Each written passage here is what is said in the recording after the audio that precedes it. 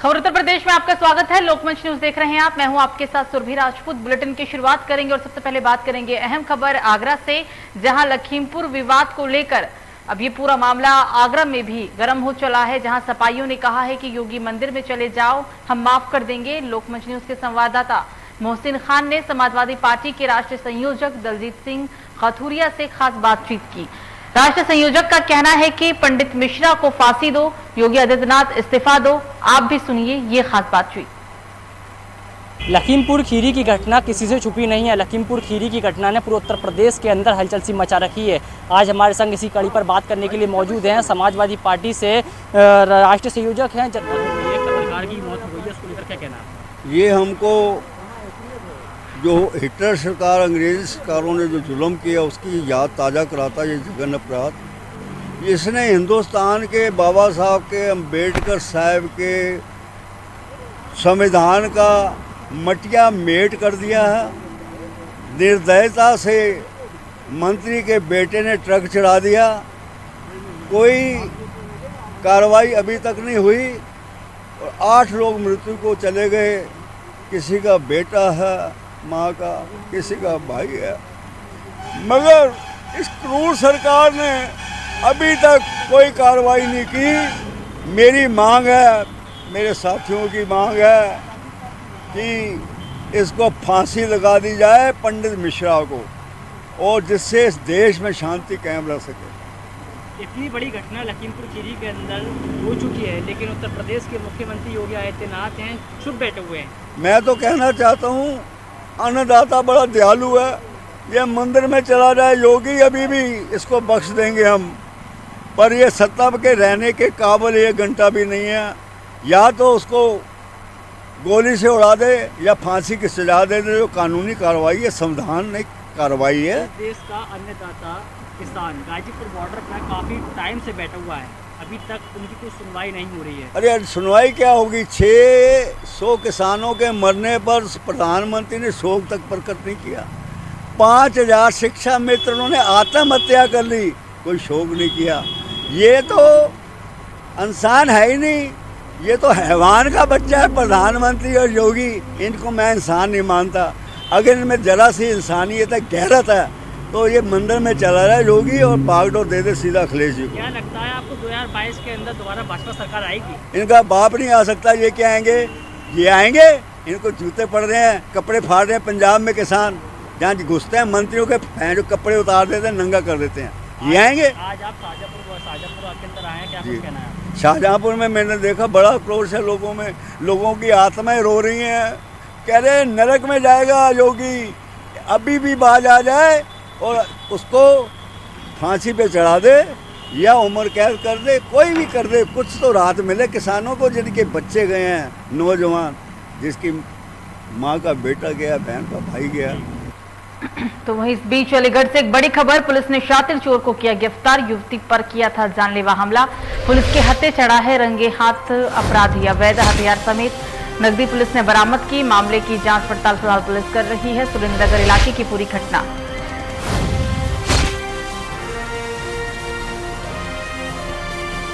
युवती पर जानलेवा हमला किया गया यूपी के अलीगढ़ में। फिलहाल पुलिस ने कार्रवाई करते हुए अपराधी को गिरफ्तार कर लिया है। अपराधी के पास से अवैध हथियार और तमंचा समेत नकदी बरामद की गई। फिलहाल पुलिस पूरे मामले की छानबीन में जुट गई है। और इस खबर पर ज्यादा जानकारी के लिए हमारे साथ फोन लाइन पे हमारे संवाददाता मोहित जुड़ गए हैं। मोहित, कार्रवाई बताए प्रशासन के द्वारा और किस आधार पर ये कार्रवाई हुई है? मुझे बिल्कुल बता दें कि ये युवक के हमले के आरोप को पुलिस ने गिरफ्तार कर लिया। गिरफ्तार करने के बाद उसको पूरा मामला है, तो थाना क्वार्टी क्षेत्र का पूरा मामला है।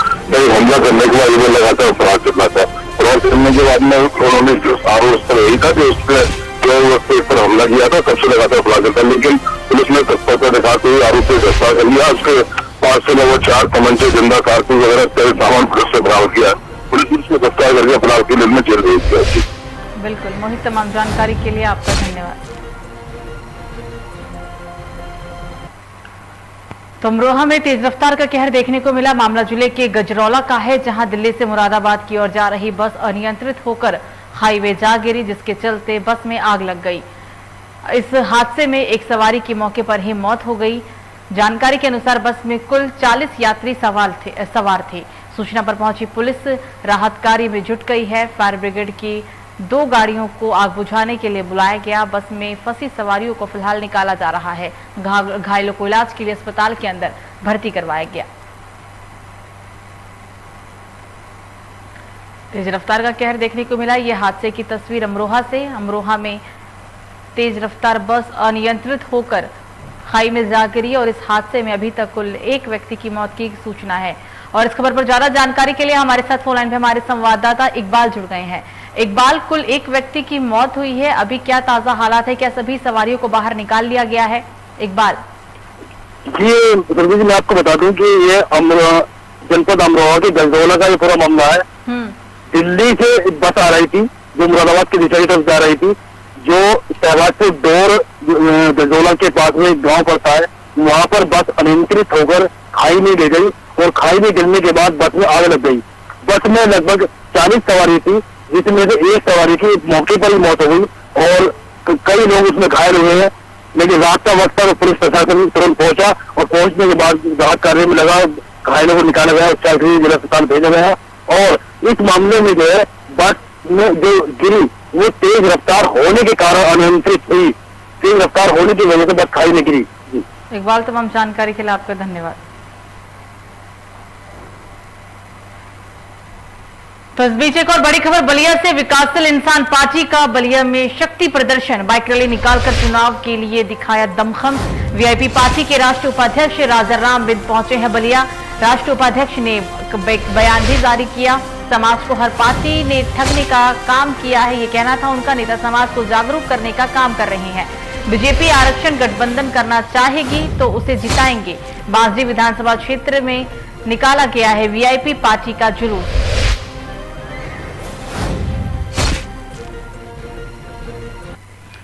तो बाराबंकी में भी तेज रफ्तार का दिखा क्या है। डबल डेकर बस और ट्रक में हुई जबरदस्त टक्कर। हादसे में 14 लोगों की मौत, 30 लोग घायल। दिल्ली से बहराइच की ओर जा रही थी डबल डेकर बस। बस के सामने अचानक जानवर के आने की वजह से ये दर्दनाक हादसा हो गया। ये पूरा मामला देवा थाना क्षेत्र के बबूरिया गांव का बताया गया है। 14 सवारियों की दर्दनाक मौत हुई है। 30 यात्री घायल हुए हैं। ये हादसे की हम आपको तस्वीर दिखा रहे हैं।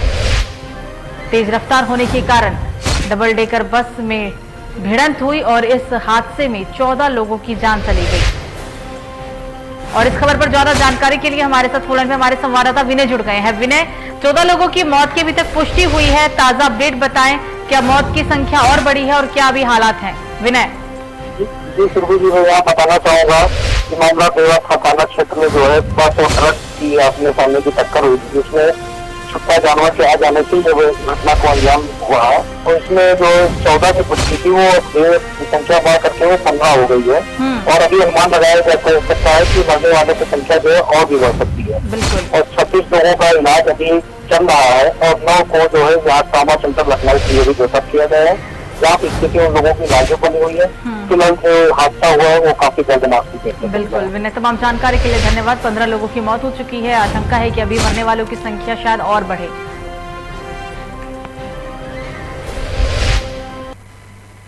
एक और बड़ी खबर बस्ती से आ रही है। पूर्व प्रदेश उपाध्यक्ष प्रमोद पांडे ने लगाया चौपाल सुनी जनता की समस्या। चौपाल लगाकर जनता की समस्या को सुना है। जन समस्याओं का निस्तारण करने के उन्होंने हालांकि लोगों को आश्वासन भी दिया। केंद्र सरकार और राज्य सरकार की योजनाओं से लोगों को अवगत कराया गया। अजय शुक्ला, विपुल पांडे समेत तमाम लोग रहे मौजूद। ग्राम सभा चितही नरसिंह के अंतर्गत कोपवा गांव में चौपाल लगाई गई।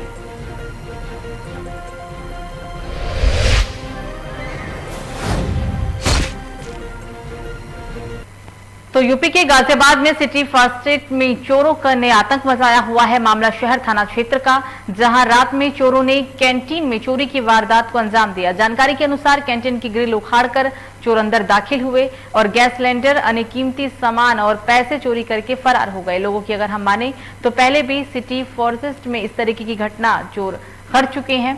कैंटीन से सिलेंडरों की चोरी, पार्क में लगी और ऊर्जा की बैटरी, डस्टबिन समेत अन्य सामानों पर चोरों ने हाथ साफ किया। पुलिस चौकी होने के बावजूद भी सिटी फॉरेस्ट की सुरक्षा राम भरोसे ही देखने को मिली है। हालांकि बीते 2 महीने से कोई भी प्राधिकरण का सुरक्षा गार्ड यहां मौजूद नहीं है, जिसके कारण चोरी की वारदात लगातार चोर अंजाम देते रहते हैं।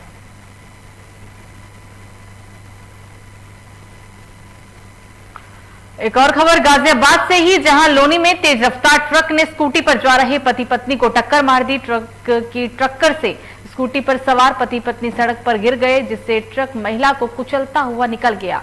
महिला की ट्रक से कुचलकर मौके पर ही मौत हो गई। आपको बता दें कि बागपत निवासी दिनेश सुबह करीब 7 बजे लोनी से अपनी पत्नी को लेकर बागपत जा रहे थे। जब वो लोग लोनी दिल्ली सहारनपुर रोड पर पहुंचे तो पीछे से आए एक तेज रफ्तार ट्रक ने स्कूटी को जोरदार टक्कर मारी। ट्रक की टक्कर लगने से पति पत्नी सड़क पर जा गिरे। पत्नी की हादसे में दर्दनाक मौत हो गई है। ट्रक चालक को फिलहाल पुलिस ने कार्रवाई करते हुए हिरासत में ले लिया।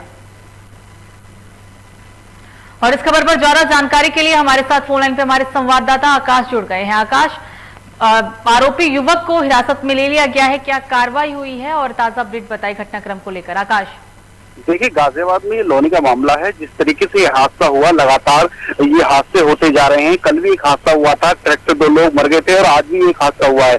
जिस तरीके से कहीं ना कहीं पुलिस की खामियां भी नजर आती है, क्योंकि जिस तरीके से ये रॉन्ग साइड चलाते हैं और ओवर स्पीड पे चलाते हैं, कहीं ना कहीं प्रशासन तो बातें करता है बड़ी बड़ी कि जिस तरीके से हम चालान की तैयारी, चालान काटते हैं, लेकिन कहीं ना कहीं पुलिस की भी इसमें लापरवाही नजर आती है। जिस तरीके से दर्दनाक मौतें हो रही हैं लगातार। बिल्कुल, इन बेहिसाब और लगातार मौतों की वजह पुलिस प्रशासन को भी ठहराया जा रहा है जिम्मेदार। आकाश, तमाम जानकारी के लिए आपका धन्यवाद।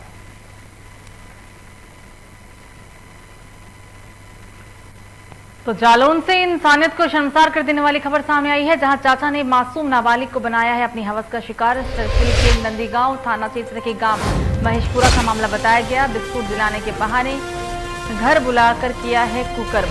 नाबालिग घर में ही थी अकेली। परिवार के लोग गए थे खेत पर काम करने के लिए। आरोपी मौके से फरार हो गया। फिलहाल पुलिस आरोपी की तलाश में जुट गई है और आरोपी के खिलाफ पुलिस ने मामला दर्ज कर लिया।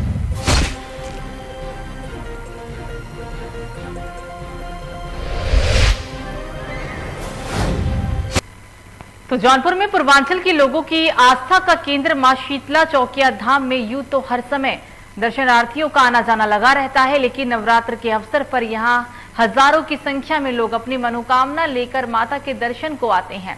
लोगों की मान्यता है कि माता शीतला के दर्शन करने के बाद ही मां विधानसिनी का दर्शन किया जाता है। सुबह से ही भक्तों का सैलाब मां शीतला चौकिया के दर्शन के कतार लगाए हुए लोग खड़े हुए हैं। माता की एक झलक पाने के लिए लोग ललायत दिखते हैं। माता शीतला की महिमा से हर किसी को इतनी श्रद्धा है कि यहाँ खड़ा हर श्रद्धालु अपनी मनोकामना की पूर्ति के लिए हाथ जोड़कर घंटों खड़े या बैठकर प्रार्थना करता रहता है। इस मंदिर का इतिहास बहुत पुराना है। यह हजारों साल पुराना मंदिर है। कोई बता नहीं सकता कि कब का यह मंदिर बना हुआ है। और यह विस्फोटक मर्दिनी है, जो विस्फोटक से जो चेचक के रूप में निकलता है उससे रक्षा करते हैं। और तालाब में नहाने से कुष्ठ रोग का निवारण होता है। ऐसी मान्यता, ऐसी परंपरा है। माँ के दरबार में पूर्वांचल नहीं पूरे भारतवर्ष से दूर दूर से दर्शनार्थी दर्शन पूजन करने के लिए आते हैं। यहाँ पर माँ के दरबार में कराही पूजा, हलवा पूड़ी, नारियल चुनरी, धार, लौंग, जायफल इत्यादि, खसी भेड़ा, मुर्गा सब माँ के दरबार में खड़ा। तो इस बीच एक बड़ी खबर लखीमपुर खीरी से, जहां पीड़ित परिवारों से मिले हैं प्रियंका राहुल गांधी। बहराइच के गुरविंदर सिंह के परिजनों से उन्होंने बातचीत की। बलिया के किसान लवप्रीत सिंह के परिजनों से मिले हैं। मृतक पत्रकार रजत के पिता से भी प्रियंका गांधी ने बातचीत की। किसान नक्षत्र सिंह के परिजनों से भी उन्होंने अपनी संवेदनाएं व्यक्त की है। सीएम भूपेश बघेल, सीएम चुन्नी भी उनके साथ मौजूद दिखे। राज्यसभा सांसद दीपेंद्र हुड्डा भी उनके साथ मौजूद दिखे। और इस खबर पर ज्यादा जानकारी के लिए हमारे साथ फोन लाइन पर हमारे संवाददाता अशरफ जुड़ गए हैं। अशरफ, आखिरकार मुलाकात की है विपक्ष के कई बड़े नेताओं ने, क्या हालात है इस वक्त और मुलाकात के बाद क्या अहम बातें सामने निकल कर आई हैं? अशरफ, तिकोनिया कांड हुआ, उसके बाद में जहां सियासत गरम नजर आ रही थी, उसके बाद में प्रियंका 3 दिन तक सीतापुर में ठहरी रही, रोका गया उनको पुलिस के प्रशासन द्वारा। फिर उसके बाद में इजाजत मिली 5 गाड़ियों की, 6 गाड़ियों की जाने की इजाजत मिली। इजाजत मिलने के बाद में उनका काफिला लगभग रात्रि निकलना हुआ, लखीमपुर पहुंचा। लखीमपुर से जो मृतक है उनके परिजन से मिलने के लिए पहुंचा। उसके बाद में आपको बताते चले उनसे मिला, उन बात करने के बाद में परिजन से जब मीडिया से रूबरू हुए परिजन, तो बताने लगे हाँ उन्होंने बात की, ये भी बताया है कि जो मंत्री हैं उनकी बर्खास्तगी के लिए उनको अपने पद से जब तक इस्तीफा नहीं दे देंगे तब तक हम लोग भी आपके साथ में खड़े रहेंगे, कांधे से कांधा मिलाते रहेंगे। तो काफी जो है उनके जो परिजन थे इनके प्रियंका और राहुल के प्रति काफी खुश नजर आ रहे थे कि हमारा विपक्ष साथ दे रहा है। और एक बात और निकलकर सामने आ रही है कि जिस तरीके से यह मामला हुआ उसके बाद में सियासत तो हालांकि गर्म हुई है, लेकिन उसके बाद में उसको इंसाफ भी मिलता हुआ नजर आ रहा है। और रही बात गिरफ्तारी की, अगर गिरफ्तार ना होते हैं, जैसे वो किसान नेता भी थे, उन्होंने भी बताया कि अगर गिरफ्तारी नहीं होगी तो हम लोग फिर अनशन पर बैठेंगे। ये मामला चल रहा है इस वक्त। और रही बात माहौल की, तो माहौल इस समय शांति व्यवस्था प्रशासन बनाए हुए है, बराबर निरंतर आज जैसे अखिलेश का भी दौरा हुआ है, तो इसके तहत जो है काफी प्रशासन भी सतर्क दिख रहा है। बिल्कुल अशरफ, तमाम जानकारी के लिए आपका धन्यवाद। तो एक ही मांग की जा रही है विपक्षी के बड़े नेताओं के द्वारा कि जब तक केंद्र गृह राज्य मंत्री इस्तीफा नहीं देंगे तब तक उनका ये प्रदर्शन और सरकार के खिलाफ उनकी आवाज बुलंद ही रहेगा। तो ललितपुर जिले के कस्बा विरधा में भाजपा नेता ने फांसी लगाकर आत्महत्या कर ली। जेब में हालांकि एक सुसाइड नोट भी बरामद हुआ। साथ ही भाजपा ने सुसाइड नोट में लिखा है कि उसके शव को भाजपा के चिन्ह में लपेटकर अंतिम संस्कार किया जाए। मानसिक रूप से तनाव के चलते भाजपा नेता कैलाश नारायण चतुर्वेदी ने फांसी लगाकर आत्महत्या की है। फिलहाल पुलिस मामले की छानबीन में जुट गई है।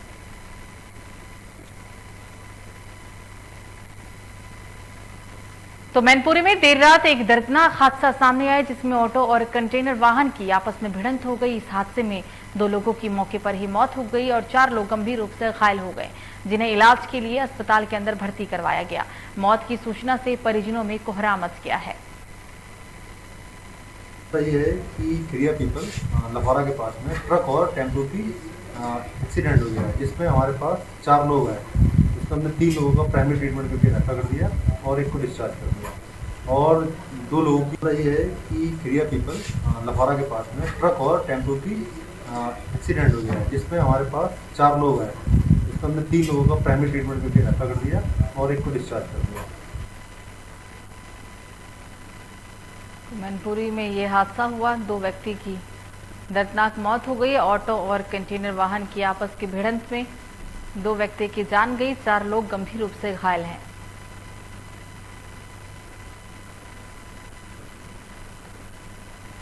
और इस खबर पर ज्यादा जानकारी के लिए हमारे साथ फोन लाइन पर हमारे संवाददाता अभिषेक जुड़ गए हैं। अभिषेक, हादसे की मेन क्या वजह रही और क्या अभी तक कार्रवाई हुई है? ताजा अपडेट बताएं घटनाक्रम को लेकर। अभिषेक। जी सुरभि जी, मैं आपको बता दूं ये पूरा जो मामला है जनपद मैनपुरी के थाना क्षेत्र कुरावली का जो जीटी रोड है, यहाँ पर ये हादसा हुआ है।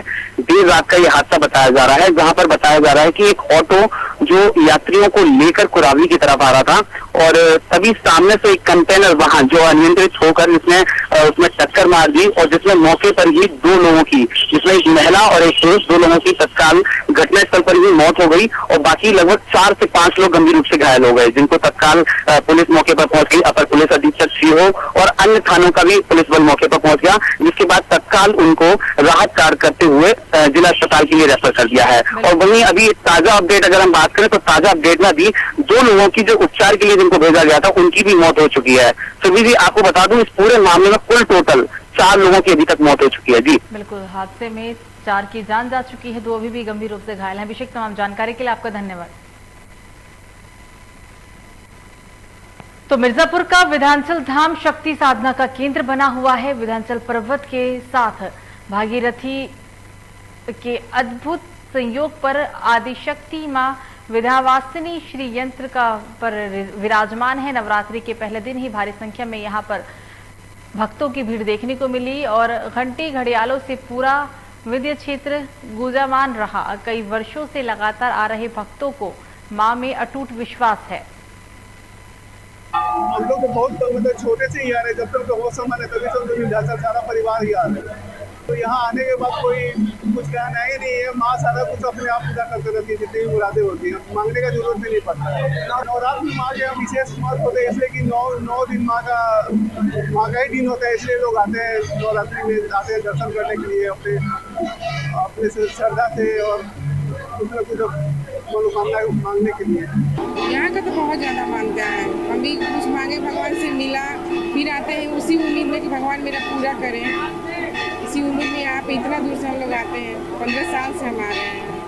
बहुत अच्छा लग रहा है, विश्वास नहीं था कि इतना भीड़ भाड़ होगा कोरोना की वजह से, लेकिन फिर भी बहुत ज़्यादा भीड़ है यहाँ पे। तो लखीमपुर खीरी में जिस तरह से भाजपा सरकार में बर्बरता पूर्वक किसानों को गाड़ी से रौंदा गया, उसी के विरोध में समाजवादी पार्टी के कार्यकर्ताओं ने कैंडल मार्च निकाला और श्रद्धांजलि दी। समाजवादी पार्टी के कार्यकर्ताओं ने मडिहान विधानसभा के आंशिक एवं चुनार विधानसभा के ब्लॉक जमालपुर में शाहिद स्मारक पर मौन रखकर श्रद्धांजलि अर्पित की है और जमालपुर बाजार में पैदल चलकर कैंडल मार्च भी निकाला है। बिल्कुल फेल है, ना नौजवानों का शोषण हो रहा है, किसानों का शोषण हो रहा है, हमारी महिलाओं का शोषण हो रहा है, बहनों का शोषण हो रहा है, हर जगह पूरे देश का शोषण हो रहा है। संविधान खतरे में है, हमारा पूरा राष्ट्र खतरे में है। किसान भाइयों के ऊपर दिन प्रतिदिन अत्याचार बढ़ते जा रहे हैं। लखीमपुर खीरी की जो घटना है उसमें हमारे कई किसान, लगभग 8 किसान शहीद हो गए हैं। देखिए, हमारे भारत देश के आदरणीय प्रधानमंत्री जी को किसान जले, नौजवान जले, बेरोजगार से परेशान हैं बेरोजगार लोग। और ये जो भाजपा की सरकार है यह किसान विरोधी सरकार ही है, नौजवान विरोधी सरकार है, इनको इससे कुछ लेना देना नहीं है। केंद्रीय गृह राज्य मंत्री द्वारा, उनके बेटे द्वारा किसानों के जुलूस पे शांतिपूर्ण जुलूस निकल रहा था, वो वापस भी जा रहे थे और उनको बर्बर तरीके से जीप द्वारा, गाड़ियों द्वारा कुचला गया, जिसमें से हमारे 4 किसानों की हत्या हो गई। वही मौके पे ही एक तरह से मर गए।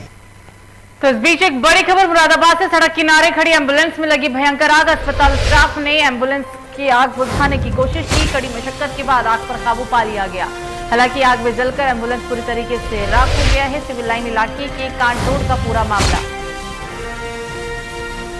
और इस खबर पर ज्यादा जानकारी के लिए हमारे साथ पुनः हमारे संवाददाता वाहिद जुड़ गए हैं। वाहिद, आग लगने की क्या वजह रही है, क्या इन कारणों का भी पता चल पाया है?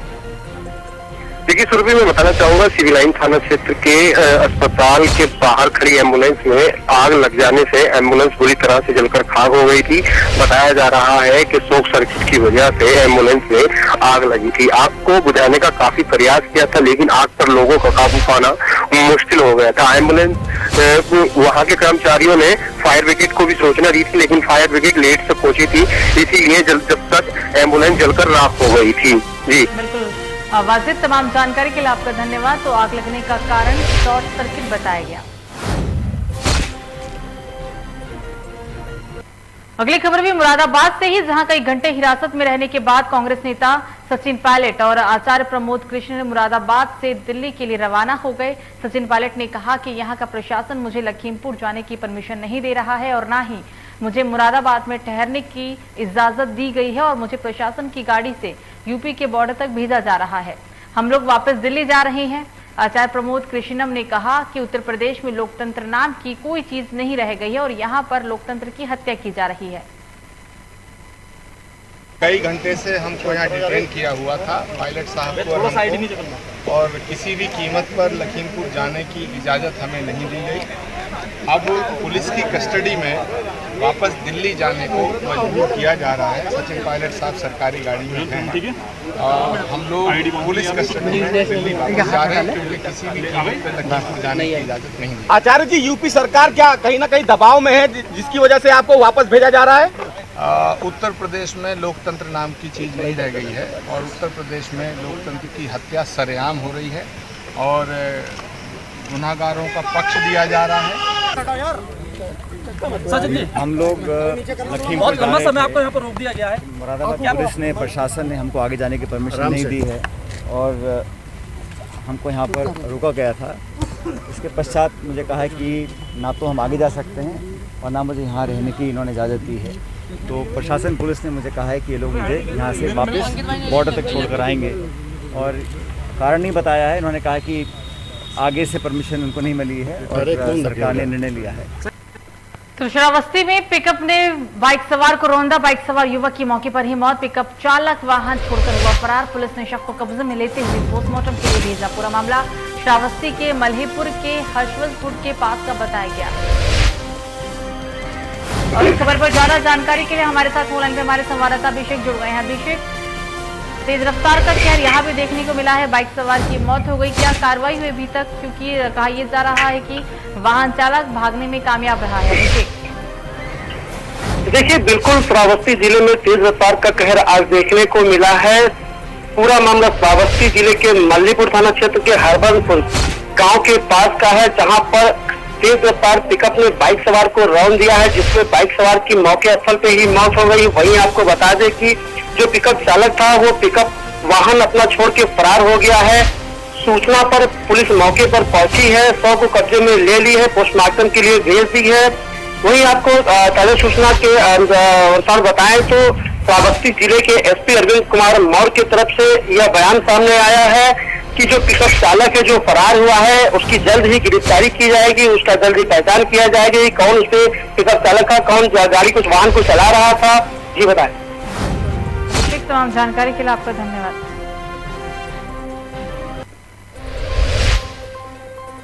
तो सीतापुर से अगली बड़ी खबर लखीमपुर के लिए अखिलेश यादव हुए रवाना। टोल प्लाजा पर सपा नेताओं को रोका गया। सिर्फ अखिलेश यादव को ही लखीमपुर जाने की अनुमति दी गई। अखिलेश के साथ 5 और लोग लखीमपुर की ओर जा रहे थे। जगह जगह पर भारी पुलिस फोर्स तैनात है। तो सपा सुप्रीमो अखिलेश यादव अब लखीमपुर खीरी के लिए रवाना हो चुके हैं। हालांकि उनके साथ और भी 5 लोग मौजूद थे, लेकिन सिर्फ प्रशासन ने अखिलेश यादव को ही लखीमपुर जाने की अनुमति दी है। अखिलेश यादव के साथ 5 लोग और थे। जगह जगह पर भारी पुलिस फोर्स तैनात है। सुरक्षा व्यवस्था को देखते हुए और कोई भी हालात नियंत्रण में ही रहे, कोई ऐसी अप्रिय घटना ना हो, तमाम चीजों को ध्यान में रखते हुए पुलिस प्रशासन पूरी तरीके से अलर्ट मोड पर दिखा। तो यूपी के सिद्धार्थनगर में अपराधों का सिलसिला लगातार जारी है। मामला जिले के 55 वर्षीय एक व्यक्ति की गोली मारकर हत्या कर दी गई। मृतक का नाम कमरू जम्मा है और वो चिलिया थाना क्षेत्र के कोल्हावा गांव का निवासी बताया गया। व्यक्ति को गोली गांव की मस्जिद में उस समय मारी गई जब वो नमाज पढ़ने गया था। आज जो मृत्यु हुई है इनका नाम है कमरू जमा सनाफ जमीलुल्लाह। ये रोज के मुताबिक 4 बजे फजर की अजान दे है। अजान देने के बाद मस्जिद में 2 रकात नमाज पढ़ने के बाद कुरान शरीफ की तलावत करते हैं। ये रोज़ की बात है इनकी।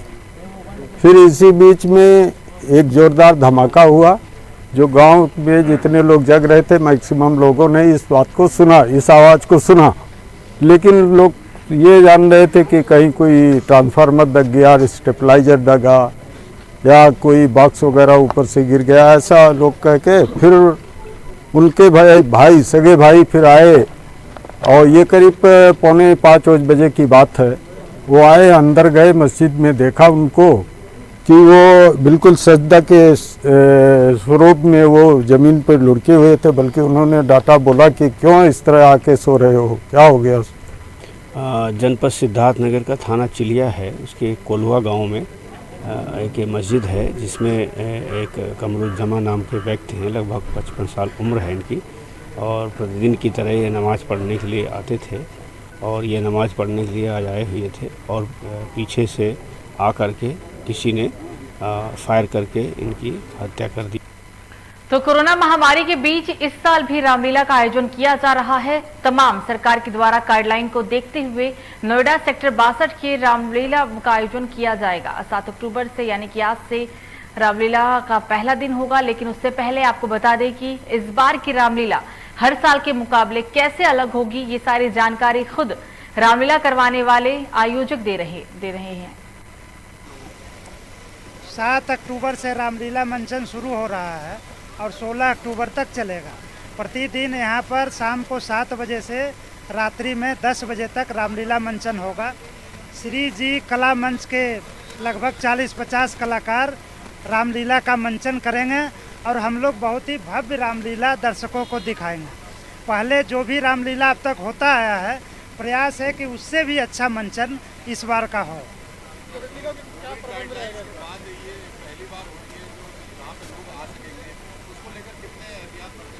देखिए, कोविड नियमों का पूरी तरह से पालन होगा।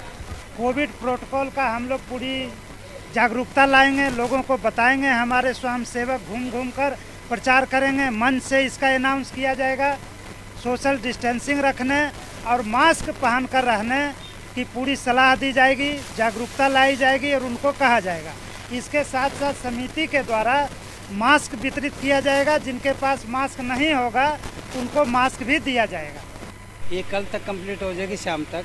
कुछ 90% का कार्य हो चुका है संपूर्ण, और 10% काम कल शाम तक कंप्लीट हो जाएगा। और परसों का हमारा भूमि पूजन है सुबह 10 बजे का यहाँ पे, और भूमि पूजन करने के बाद शाम को 7 बजे से रामलीला, जैसे मुन्ना कुमार शर्मा जी ने बताया, शाम को 7 बजे 7 तारीख से 16 तारीख तक भव्य आयोजन रामलीला मंचन का यहाँ पे करने जा रहे हैं। सुरक्षा की दृष्टि से पुलिस प्रशासन के साथ बात हुई थी। हमारी सेक्टर 58 विभिन्न सेक्टरों के लोग थे और विभिन्न संस्थाओं के लोग भी थे। अभी करीब 3-4 दिन पहले, संडे को था शायद, संडे को ही बैठे थे हम, और पुलिस प्रशासन ने पूरा सहयोग देने का हमारे को वचन दिया है, वादा किया है।